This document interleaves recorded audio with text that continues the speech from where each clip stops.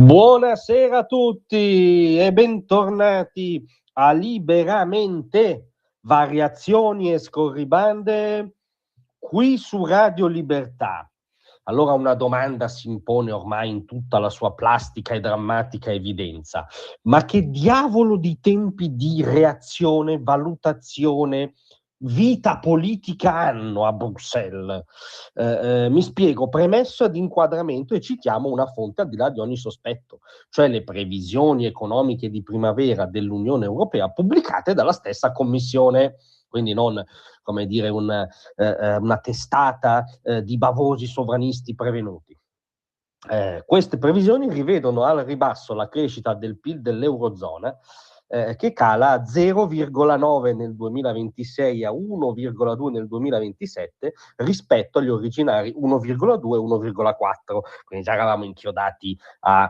diciamo un mini miglioramento in bilico sulla stasi, ora stiamo sempre più regredendo verso la stagnazione.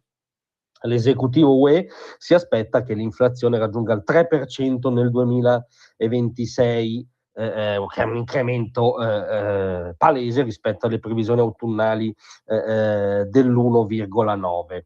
L'indebolimento dell'attività economica, attenzione, a giudizio dei loro signori, si deve principalmente, rullo di tamburi, al conflitto in Medio Oriente e all'innesco di un nuovo shock energetico che riaccende l'inflazione e scuote il sentiment economico. Come spiega l'esecutivo UE, dice la nota, senza timore del ridicolo, come spiega l'esecutivo UE? Potevano rivolgersi anche al mio barista sotto casa e gli avrebbe detto in diretta proprio che sì, evidentemente il problema è il conflitto in Medio Oriente, lo shock energetico. Chissà quanti giorni ci hanno messo e che stuolo di cervelloni si è riunito attorno al tavolo per arrivare a questa sorprendente conclusione. Allora il punto è, cioè, fanno questa diagnosi con i loro tempi elefantiaci, ne ricaveranno l'immediata conseguenza, che dovrebbe innescare una serie di macro provvedimenti, tra cui il principale è la rinuncia a quella follia contabile, logica, economica, ma anche geopolitica, che va sotto il nome di patto di stabilità. E ci fanno sapere invece che la Commissione europea sta esaminando la possibilità di attivare la clausola di salvaguardia nazionale, cioè dopo averci messo mesi a concludere che il problema erano i conflitti, lo shock energetico, l'aumento dell'inflazione, la stagnazione del PIL, ora si riservano di esaminare se forse, dato questo quadro sorprendente, bisognerebbe addirittura sospendere il patto di stabilità, e sono dichiarazioni del mitologico commissario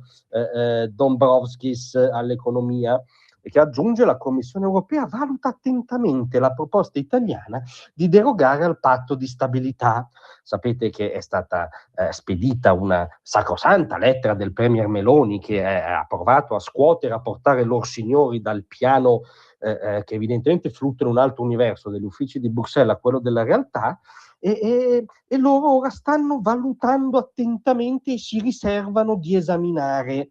Molti sono in solluchero per questo colpo di Unione Europea, abbiamo visto anche giornali, opinionisti, politici di centrodestra registrare positivamente queste notizie, e sicuramente, diciamo, si è scalfito il dogmatismo acritico, acefalo e proprio fuori dal calderone della storia che andava in scena a Bruxelles. Però forse una lieve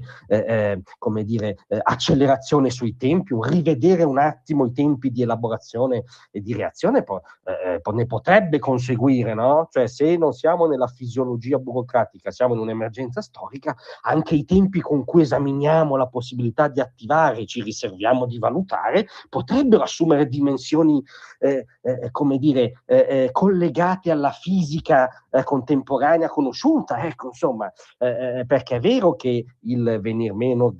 apparentemente del dogmatismo è sicuramente positivo, può essere un crinale, però ora bisogna vedere le conseguenze pratiche, le decisioni politiche, perché non sono, ahimè, organi burocratici costoro, cioè non sono solo questo, sono anche organi politici e vadano a parare nel campo precipuo della politica, che è la decisione facciano, inneschino processi, li guidino, non li subiscano con mesi di ritardo arrivando a conclusioni a cui arrivava, con tutto il rispetto, lo stimo molto, il mio barista sotto casa. Quindi va bene gli slittamenti minimi, ma signori, datevi una svegliata. Grazie a tutti, a domattina.